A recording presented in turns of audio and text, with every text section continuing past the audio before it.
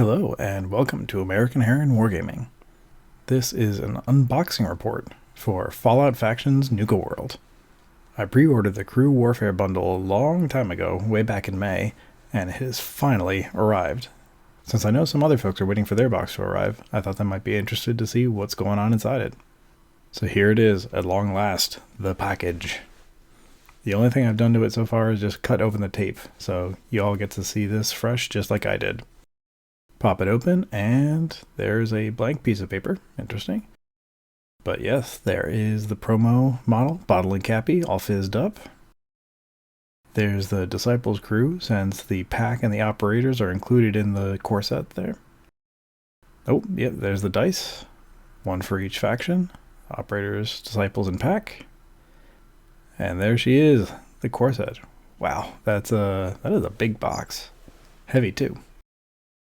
So give me a minute to get the stuff popped open and I'll show you what's inside. The dice packs are all pretty simple. There are dice in there. One nice little detail about these is that for each of them, the number 1, which is the best result in this game, is a special icon. So for the pack, it's the teddy bear for the luck dice and their icon for the regular dice. The operators also have a knife for their luck dice and their logo for the regular dice. And same thing for the operators. Opening up the Disciples pack, we have 2 sprues for the models there to build all the guys. And then you have a little booklet for assembly instructions and stats and everything like that. There's also, of course, bases. No scenic bases anymore, not in factions ever. But one interesting thing is that these are actually Modiphius branded bases, which is kind of neat. Then inside the Bottle and Cappy, we have Bottle and Cappy, the model. This thing is surprisingly large.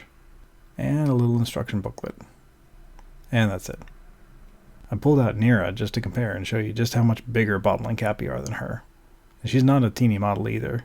And they are significantly larger, both in base and in overall size. And here we go, the big box. Pulling the lid open, the cardboard on this is heavy too. It's not a thin box. So we have our instruction manual, and I'll pop that open. Has all the rules, scenarios, everything you need to get started playing. We have a paper mat that folds out. Ooh, and on the opposite side, it's actually a Nuka World poster with Nuka Girl. Here we have 2 crew rosters on really, really nice paper that I'll probably never actually write on because I don't want to use them up. And we have a sheet of all of our tokens. The cardboard is surprisingly thick too. And then we have our punch-out terrain.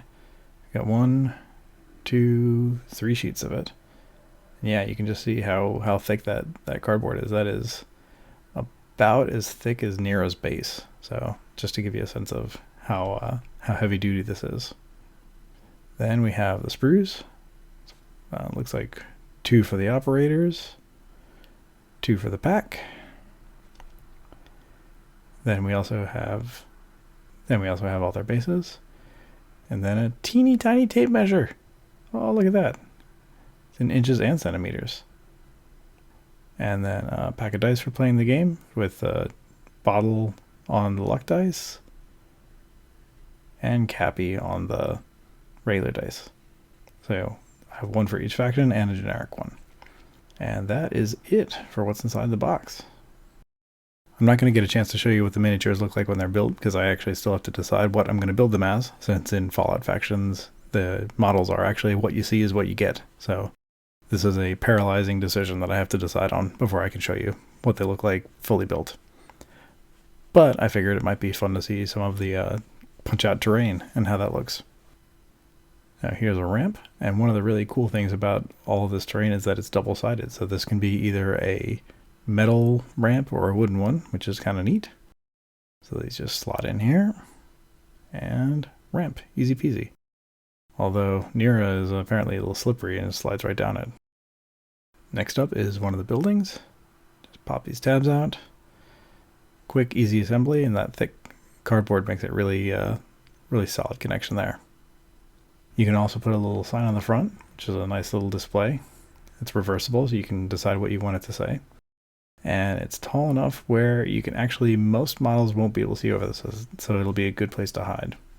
Next up is the cola dispenser, which goes together just like the building did. In fact, you can actually tell that the opposite side of this is another cowboy building but blue. This goes on nice and easy, and there's even two little decorative things here to make it look kind of like the park maps.